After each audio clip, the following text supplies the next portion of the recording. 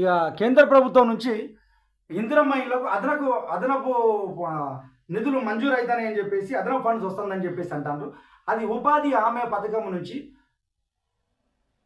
కూడా స్వచ్ఛ భారత్ స్కీమ్ నుంచి వాళ్ళకు సాయం అవుతుంది. ఒక్కొక్క కార్డు లబ్ధిదారునికి, ఆ ఇల్లు మంజూరైన కార్డు లబ్ధిదారునికి 39,000 రూపాయలకు 39,000 రూపాయల వరకు లాభం చేకూరుతుంది అని చెప్పేసి అది ఈ వార్త ఇచ్చిండ్రు.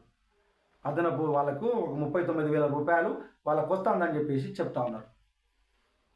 సో ఇందిరమ్మ ఇళ్ల స్కీమును కేంద్రం నుంచి అదనంగా ఫండ్స్ వస్తున్నాయి.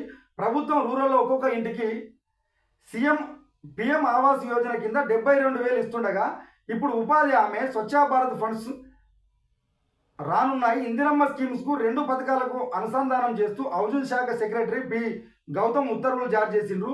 ఒక్కో ఇందిరమ్మ ఇంటికి ఉపాధి హామీ స్కీమ్ కింద 27,000, స్వచ్ఛ భారత్ స్కీమ్ కింద 12,000